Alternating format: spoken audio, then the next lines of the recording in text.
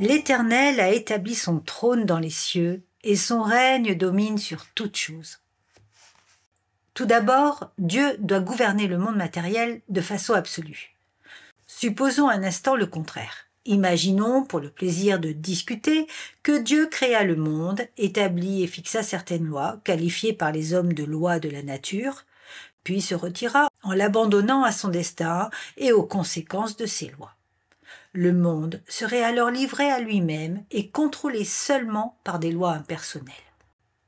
Concept digne d'un matérialisme outrancier ou d'un athéisme flagrant. Mais poursuivons nos suppositions, et à cette lumière, examinons bien les questions suivantes. Pourquoi le monde ne serait-il pas détruit dans un avenir proche? Quelle garantie avons-nous du contraire? Le vent souffle où il veut. Nul ne peut donc le maîtriser, ni entraver son action. Il souffle parfois avec violence, et un jour sa force et sa vitesse s'accroîtront peut-être au point de le transformer en ouragan capable de balayer le monde tout entier.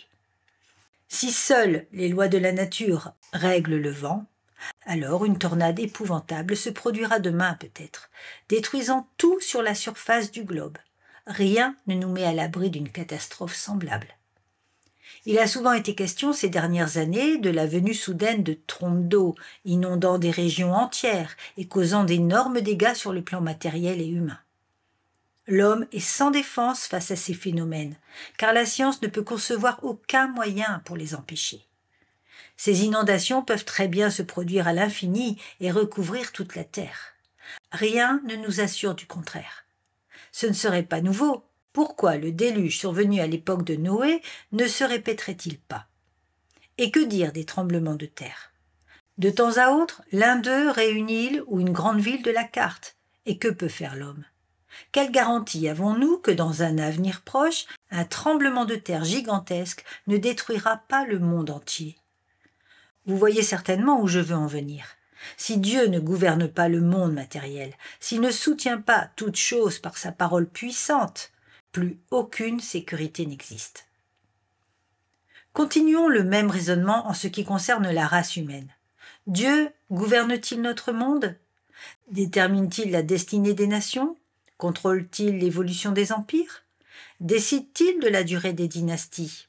A-t-il prescrit un terme aux actions mauvaises des hommes en déclarant « tu iras jusque-là et pas plus loin » ? Supposons un instant le contraire.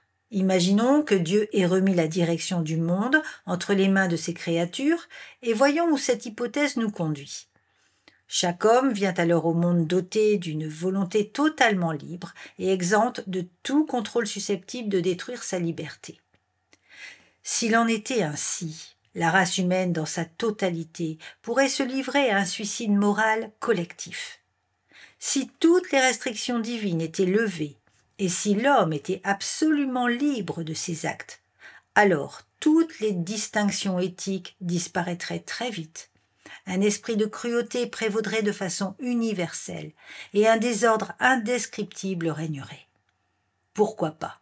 Si une nation peut déposer ses dirigeants et répudier sa constitution, qui empêchera toutes les autres d'agir de même? Si lors de la Révolution française, les rues de Paris ruisselaient du sang des émeutiers, toutes les villes du monde pourraient offrir le même spectacle avant la fin de ce siècle. Nul ne peut affirmer le contraire de façon certaine. Qui peut arrêter un désordre à l'échelle mondiale et une anarchie universelle? Nous avons ainsi tenté de montrer le besoin impératif que Dieu occupe son trône, prenne en charge la direction du monde et contrôle les activités et les destinées de ses créatures. Étudions maintenant comment il gouverne effectivement le monde et exerce son contrôle sur toute chose et sur toutes ses créatures. Premièrement, Dieu gouverne la matière inanimée. La réalité de l'obéissance de la matière inanimée au commandement de Dieu et du fait qu'elle accomplit ses décrets figure en page de garde de la révélation divine. Dieu dit que la lumière soit et la lumière fut. Dieu dit que les eaux qui sont au-dessous du ciel se rassemblent en un seul lieu et que le sec paraisse, et cela fut ainsi. Et de nouveau, que la terre produise de la verdure, de l'herbe portant de la semence, des arbres fruitiers donnant du fruit selon leur espèce et ayant en eux leur semence sur la terre. Et cela fut ainsi. Comme déclare le psalmiste, il dit et la chose arrive, il ordonne et elle existe.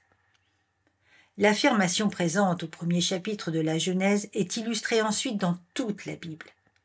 Quand les iniquités des peuples antédiluviens furent à leur comble, Dieu dit « Je vais faire venir le déluge d'eau sur la terre pour détruire toute chair ayant souffle de vie sous le ciel. Tout ce qui est sur la terre périra. » Et voici l'accomplissement de cette parole. L'an 600 de la vie de Noé, le second mois, le 17e jour du mois, en ce jour-là, toutes les sources du grand abîme jaillirent et les écluses des cieux s'ouvrirent. La pluie tomba sur la terre 40 jours et 40 nuits. Les plaies d'Égypte témoignent aussi du contrôle absolu et souverain de Dieu sur la matière inanimée. À son commandement, la lumière se transforme en ténèbres et le fleuve en sang. La grêle tombe et la mort s'abat sur la contrée païenne du Nil. Même son monarque arrogant doit implorer la délivrance. Remarquons surtout comment le récit inspiré souligne le contrôle absolu de Dieu sur les éléments. Moïse étendit sa verge vers le ciel, et l'Éternel envoya des coups de tonnerre et de la grêle, et le feu se promenait sur la terre. L'Éternel fit pleuvoir de la grêle sur le pays d'Égypte. Il tomba de la grêle, et le feu se mêlait avec la grêle. Elle était tellement forte qu'il n'y en avait point eu de semblable dans tout le pays d'Égypte depuis qu'il existe comme nation. La grêle frappa dans tout le pays d'Égypte, tout ce qui était dans les champs, depuis les hommes jusqu'aux animaux. La grêle frappa aussi toutes les herbes des champs et brisa tous les arbres des champs. Ce fut seulement dans le pays de Goshen, où étaient les enfants d'Israël, qu'il n'y eut point de grêle. La même distinction s'observe au sujet de la 9e plaie. L'Éternel dit à Moïse « Étends ta main vers le ciel, et qu'il y ait des ténèbres sur le pays d'Égypte, et que l'on puisse les toucher. » Moïse étendit sa main vers le ciel, et il y eut d'épaisses ténèbres dans tout le pays d'Égypte pendant 3 jours. On ne se voyait pas les uns les autres, et personne ne se leva de sa place pendant 3 jours. Mais il y avait de la lumière dans les lieux où habitaient tous les enfants d'Israël. Ces exemples ne constituent nullement des cas isolés. Au commandement de Dieu, le feu et le soufre descendirent des cieux pour détruire les villes de la plaine, et une vallée fertile se transforma en un charnier nauséabond. À son commandement, les eaux de la mer Rouge se séparèrent pour permettre aux Israélites de passer à sec, et à sa parole elles se refermèrent et détruisirent les Égyptiens. Un mot de lui, et la terre ouvrit sa bouche pour engloutir Corée et les autres rebelles. La fournaise de Nebuchadnezzar fut portée à une température 7 fois supérieure à la normale, et 3 des enfants de Dieu y furent jetés. Or, le feu ne brûla même pas leurs vêtements, mais il tua les hommes responsables de les y avoir jetés. Quelle démonstration magistrale du gouvernement du Créateur sur les éléments l'incarnation de Dieu parmi les hommes ne fournit-elle pas? Contemplons le Seigneur endormi dans la barque. Une tempête éclate, les vents rugissent et les vagues se déchaînent. Les disciples à ses côtés, craignant le naufrage de la petite embarcation, le réveillent par ces mots. « Maître, ne t'inquiètes-tu pas de ce que nous périssons ?» Puis nous lisons. S'étant réveillé, il menaça le vent et dit à la mer « Silence, tais-toi !» Et le vent cessa, et il eut un grand calme. Puis, à la volonté de son Créateur, la mer le porte sur ses eaux, le figuier se fane à sa parole, et la maladie disparaît aussitôt à son toucher. Les corps célestes sont aussi gouvernés par leur Créateur et accomplissent sa volonté souveraine. Prenons 2 illustrations.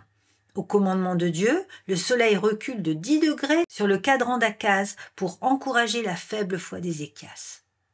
À l'époque du Nouveau Testament, Dieu suscite une étoile pour annoncer l'incarnation de son Fils, celle qui apparut aux mages venant de l'Orient.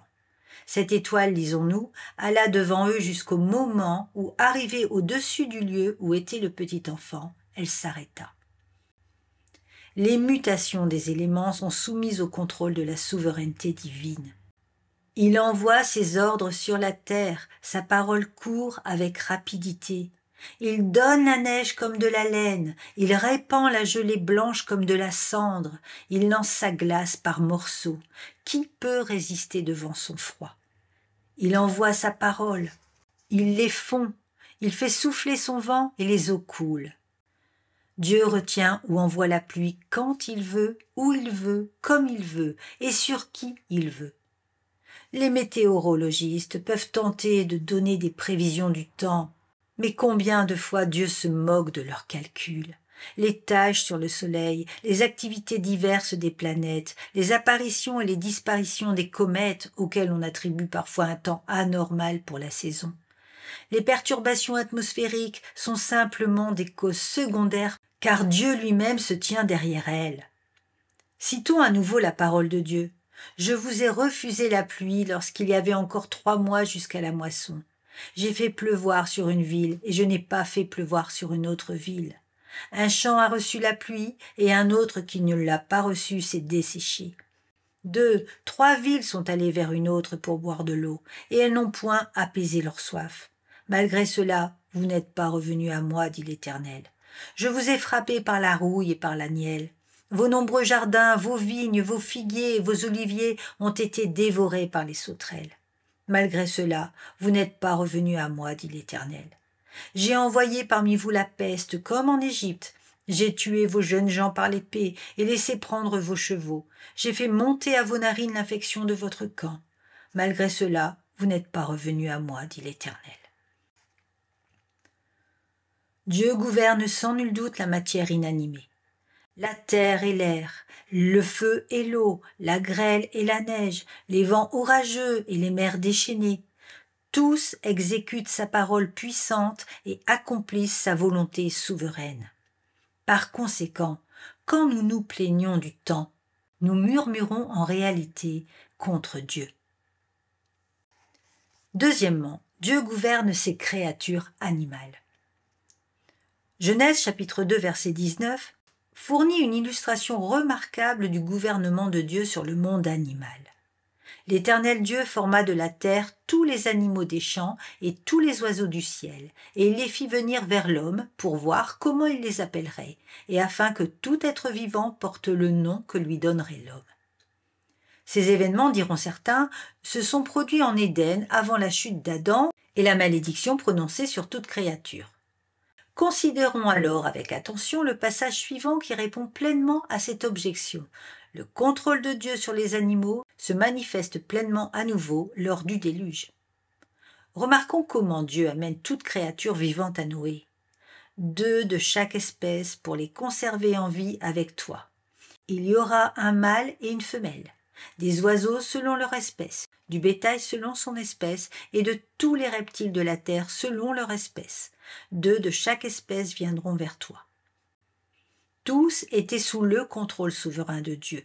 Le lion de la jungle, l'éléphant de la forêt, l'ours de la banquise, la panthère féroce, le loup indomptable, le tigre sauvage, l'aigle au vol majestueux et le crocodile rampant. Imaginons-les tous dans leur férocité, mais se soumettant docilement à la volonté de leur Créateur, montant dans l'arche 2 par 2. Nous nous sommes référés aux plaies d'Égypte pour illustrer le contrôle de Dieu sur la matière inanimée. Considérons-les à nouveau pour voir comment elles démontrent sa parfaite autorité sur les créatures animales. À sa parole, le fleuve produit un nombre impressionnant de grenouilles. Ces dernières pénètrent dans le palais du Pharaon, dans les maisons de ses serviteurs, et contrairement à leur instinct naturel, s'introduisent dans les lits, les fours et les pétrins. Des multitudes de mouches envahissent le pays d'Égypte, mais aucune ne pénètre dans le pays de Goshen. Le bétail est atteint ensuite, et nous lisons « Voici la main de l'Éternel sera sur tes troupeaux qui sont dans les champs, sur les chevaux, sur les ânes, sur les chameaux, sur les bœufs et sur les brebis. Il y aura une mortalité très grande. L'Éternel distinguera entre les troupeaux d'Israël et les troupeaux des Égyptiens, et il ne périra rien de tout ce qui est aux enfants d'Israël. L'Éternel fixa le temps et dit « Demain l'Éternel fera cela dans le pays. » Et l'Éternel fit ainsi dès le lendemain. Tous les troupeaux des Égyptiens périrent, et il ne périt pas une bête des troupeaux des enfants d'Israël. De la même manière, Dieu envoie des nuages de sauterelles pour frapper Pharaon et son pays, fixant l'heure de leur arrivée, déterminant leur itinéraire et fixant les limites de leur déprédation. Les anges ne sont pas les seuls à se soumettre au commandement de Dieu. Les bêtes sauvages accomplissent aussi sa volonté. L'arche sacrée, l'arche de l'Alliance, se trouve dans la contrée des Philistins. Comment revient-elle dans son pays d'origine ? Remarquons que Dieu a lui-même choisi ses instruments et qu'ils sont totalement soumis à son contrôle. Les Philistins appelèrent les prêtres et les devins et ils dirent « Que ferons-nous de l'arche de l'Éternel ? Faites-nous connaître de quelle manière nous devons la renvoyer en son lieu. » Ils répondirent « Maintenant, faites un char tout neuf et prenez 2 vaches qui allaitent et qui n'aient point porté le joug. Attelez les vaches au char et ramenez à la maison leurs petits qui sont derrière elles. Vous prendrez l'arche de l'Éternel et vous la mettrez sur le char. Vous placerez à côté d'elle dans un coffre les objets d'or que vous donnez à l'Éternel en offrande pour le péché. Puis vous la renverrez et elle partira.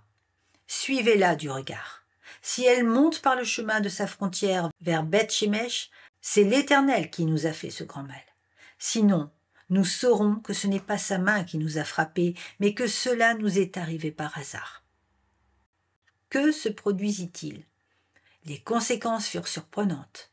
Les vaches prirent directement le chemin de Beth-Shemesh. Elles suivirent toujours la même route en mugissant et elles ne se détournèrent ni à droite ni à gauche. Le cas d'Élie est également remarquable. La parole de l'Éternel fut adressée à Élie en ces mots. « Pars d'ici, dirige-toi vers l'Orient et cache-toi près du torrent de Kérit qui est en face du Jourdain. Tu boiras de l'eau du torrent, et j'ai ordonné aux corbeaux de te nourrir là. » L'instinct naturel de ces oiseaux de proie fut réprimé, et au lieu de dévorer eux-mêmes la nourriture, ils l'apportèrent aux serviteurs de l'Éternel dans sa retraite solitaire. Voulez-vous davantage de preuves ? Elles abondent. Dieu suscite un âne muet pour s'opposer à la folie du prophète. Il fait sortir des bois 2 ours femelles pour dévorer 42 des persécuteurs d'Élisée. Il pousse les chiens à manger la chair de la cruelle Jézabel pour accomplir sa parole. Il ferme la gueule des lions de Babylone quand Daniel est jeté dans la fosse. Et plus tard, il leur permet de dévorer les accusateurs du prophète. Il suscite un grand poisson pour avaler Jonas, le prophète désobéissant. Puis, quand son heure retentit, il l'oblige à le vomir sur la terre sèche. À son commandement, un poisson remet une pièce de monnaie à Pierre pour payer l'impôt afin d'accomplir sa parole. Ainsi, nous voyons que Dieu règne sur ces créatures animales. Les animaux des champs, les oiseaux, les poissons, tous obéissent à son commandement souverain. Troisièmement, Dieu gouverne les êtres humains. Nous admettons volontiers que cette section est la plus difficile de notre sujet. Nous la traiterons donc plus à fond, commençant avec la souveraineté de Dieu sur les hommes en général avant d'examiner le problème en détail. Une alternative s'offre à nous et nous devons choisir. Dieu gouverne ou il est gouverné. Dieu dirige ou il est dirigé. Dieu arrive à ses fins ou les hommes aux leurs. Le choix est-il difficile à opérer ? L'homme est-il un être si rebelle qu'il se situe au-delà du contrôle de Dieu ? Le péché a-t-il éloigné le pécheur du Dieu 3 fois saint au point de le placer hors des limites de sa juridiction ? Ou l'homme a-t-il été doté d'une responsabilité morale qui empêche Dieu de le contrôler entièrement pendant la période de sa mise à l'épreuve ? L'homme naturel étant un hors-la-loi face au ciel, un rebelle face au gouvernement divin, Dieu est-il donc incapable d'accomplir son dessein au travers de lui ? Nous ne voulons pas seulement dire par cela que Dieu peut anéantir les effets des actions mauvaises de l'homme ou l'amener devant son trône au jour du jugement pour recevoir sa sentence. Un très grand nombre de non-chrétiens croient cela. Mais toute action de la part du plus rebelle de ces sujets est entièrement soumise au contrôle divin et son auteur accomplit même à son insu les décrets secrets du Très-Haut. N'en fut-il pas ainsi avec Judas ? Est-il possible de trouver un cas plus extrême ? Si le plus rebelle de tous accomplissait le dessein de Dieu, il n'est pas plus difficile de l'affirmer pour tous les rebelles. Nous ne voulons pas verser dans la philosophie, mais rechercher l'enseignement de l'Écriture sur ce sujet important. À la loi et au témoignage, car c'est le seul moyen d'apprendre la nature, le but, la manière et l'étendue du gouvernement divin. Qu'est-ce que Dieu a voulu nous révéler dans sa parole concernant sa souveraineté sur ses créatures, surtout sur celles créées à l'origine selon sa propre image?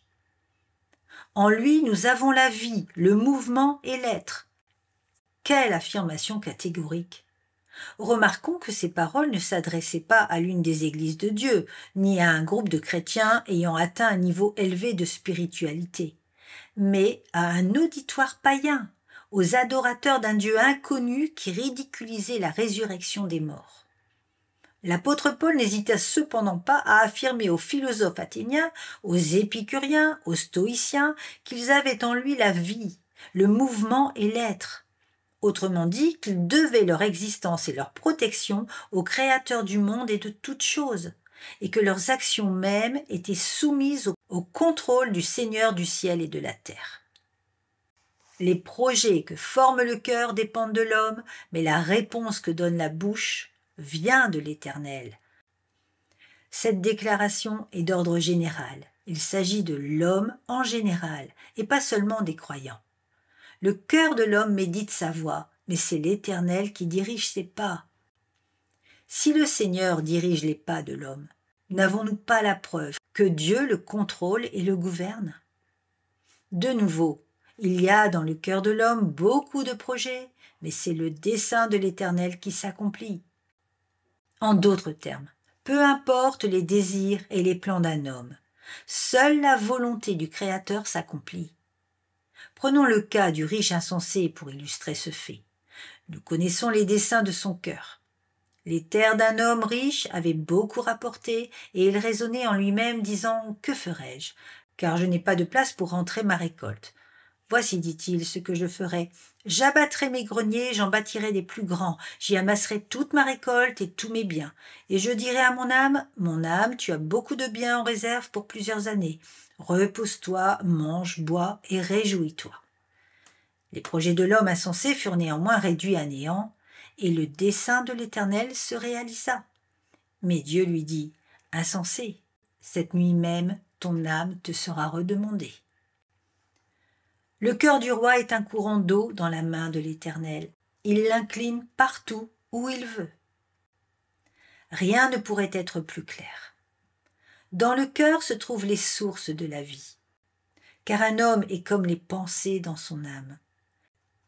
Si donc le cœur est dans la main du Seigneur, et s'il l'incline partout où il veut, de toute évidence, les hommes sont tous sous le contrôle absolu du Tout-Puissant, même les gouverneurs et les dirigeants. Nous ne devons pas fixer de limite à la déclaration ci-dessus, car celui qui soutient que certains hommes, au moins, s'opposent avec une efficacité réelle au dessein de Dieu et font obstacle à son conseil, en viendra à répudier d'autres passages de l'Écriture tout aussi explicites. Lisez avec grande attention les versets suivants. Sa résolution est arrêtée, qui s'y opposera? Ce que son âme désire, il l'exécute. Les desseins de l'Éternel subsistent à toujours, et les projets de son cœur de génération en génération. Il n'y a ni sagesse, ni intelligence, ni conseil en face de l'Éternel. L'Éternel des armées a pris cette résolution. Qui s'y opposera? Sa main est étendue. Qui la détournera? Souvenez-vous de ce qui s'est passé dès les temps anciens. Car je suis Dieu, et il n'y en a point d'autre. Je suis Dieu, et nul n'est semblable à moi. J'annonce dès le commencement ce qui doit arriver, et longtemps d'avance ce qui n'est pas encore accompli. Je dis, mes arrêts subsisteront, et j'exécuterai toute ma volonté. Ces passages ne présentent aucune ambiguïté. Ils affirment sans équivoque qu'il est impossible d'anéantir les desseins de l'Éternel. Nous lisons l'Écriture en vain si nous manquons d'y découvrir la main de Dieu dans les actions des hommes, qu'ils soient bons ou mauvais. Nimrod et ses compagnons décident d'ériger la tour de Babel, mais Dieu entrave leurs projets avant la réalisation de leurs plans. Jacob doit recevoir l'héritage, et bien qu'Isaac cherche à renverser les décrets de l'Éternel et à accorder la bénédiction à Ésaü, ses efforts sont réduits à néant. Ésaü jure de se venger de Jacob, mais lorsqu'ils se rencontrent, il pleure de joie au lieu de se combattre avec haine. Les frères de Joseph ont décidé de le détruire, mais Dieu renverse leurs projets malveillants. Pharaon refuse de laisser Israël suivre les instructions de l'Éternel, et il périt dans la mer Rouge. Balak embauche Balaam afin de maudire les Israélites, mais Dieu oblige le prophète à les bénir. Aman érige un échafaud à l'intention de Mardochée, mais est pendu à sa place. Jonas s'oppose à la volonté révélée de Dieu, mais qu'advient-il de ses efforts? Les nations peuvent soulever un tumulte, et les peuples concevoir de vaines pensées. Les rois et les princes de la terre peuvent se soulever et se liguer contre le Seigneur et contre son Christ en disant « Brisons leurs liens, délivrons-nous de leurs chaînes ». Le Dieu Tout-Puissant est-il perturbé ou troublé par la rébellion de ces créatures mesquines? Pas du tout. Celui qui siège dans les cieux rit. Le Seigneur se moque d'eux. Il occupe une place infiniment plus élevée au-dessus d'eux, et même la plus grande confédération de ces pions d'argile, leurs manigances les plus sophistiquées et vigoureuses destinées à faire échouer ses plans, paraissent puériles à ses yeux.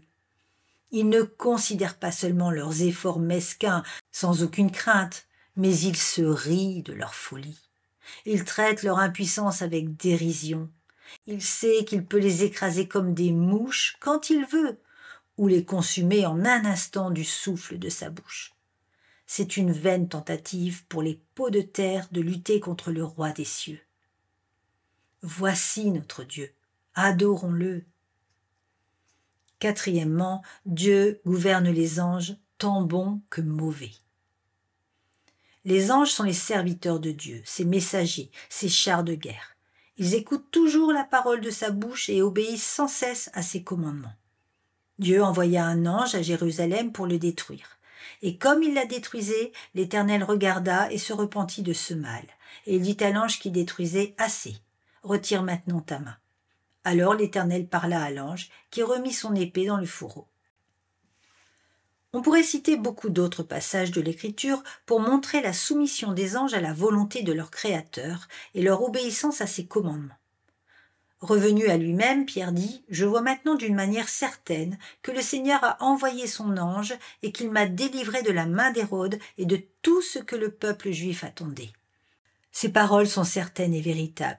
Et le Seigneur, le Dieu des esprits des prophètes, a envoyé son ange pour montrer à ses serviteurs les choses qui doivent arriver bientôt. Il en sera ainsi au retour du Seigneur. Le Fils de l'homme enverra ses anges qui arracheront de son royaume tous les scandales et ceux qui commettent l'iniquité. Nous lisons à nouveau. Il enverra ses anges avec la trompette retentissante, et ils rassembleront ses élus des quatre vents d'une extrémité des cieux à l'autre. Il en est de même pour les mauvais esprits. Ils accomplissent aussi les décrets souverains de Dieu. Ce dernier envoie un mauvais esprit pour fomenter la rébellion dans le camp d'Abimélec, Juge chapitre 9, verset 23. Un autre est envoyé pour susciter un esprit de mensonge chez les prophètes d'Akab. Voici, l'Éternel a mis un esprit de mensonge dans la bouche de tous tes prophètes qui sont là, et l'Éternel a prononcé du mal contre toi. Un autre encore est envoyé par le Seigneur pour troubler Saül. L'esprit de l'Éternel se retira de Saül, qui fut agité par un mauvais esprit venant de l'Éternel. De même, dans le Nouveau Testament, toute la légion de démons ne sort pas de la victime avant que le Seigneur lui donne la permission d'entrer dans un troupeau de pourceaux. Il est très clair, d'après l'Écriture, que les anges, bons ou mauvais, se trouvent sous le contrôle de Dieu et qu'ils exécutent, bon gré mal gré, le plan de Dieu. Satan lui-même est soumis de façon absolue au contrôle de Dieu. Quand il est accusé en Éden, il écoute la sentence terrifiante sans mot dire. Il est incapable de toucher à Job sans la permission de Dieu. De même, il doit attendre le consentement du Seigneur avant de pouvoir cribler Pierre. Quand Christ lui ordonne de se retirer, alors le diable le laissa. À la fin, il sera jeté dans les temps de feu, préparé pour lui et ses anges. Le Seigneur Dieu Tout-Puissant règne. Son gouvernement s'exerce sur le monde inanimé, sur les bêtes sauvages, sur les hommes, sur les bons et les mauvais anges et sur Satan lui-même. Aucune révélation planétaire, aucun rayonnement stellaire, aucun orage, aucun mouvement d'une créature, aucune action des hommes, aucun déplacement des anges, aucune action du diable. Rien dans tout le vaste univers ne se réalise en dehors du plan de Dieu conçu de toute éternité. Ces affirmations constituent un fondement pour notre foi, un havre de repos pour notre intelligence, une ancre à la fois sûre et solide pour notre âme. Il ne s'agit pas d'un destin aveugle, d'un mal débridé, d'un homme ou de Satan, mais du Seigneur Tout-Puissant qui gouverne le monde selon sa propre volonté et pour sa gloire éternelle. 10 000 siècles avant la création des cieux, toutes les années et les mondes à venir existaient déjà dans la pensée de Dieu. Pas un moineau ou un ver n'était exclu de ce décret. Il établit les monarques et les anéantit à son gré. Isaac Watts.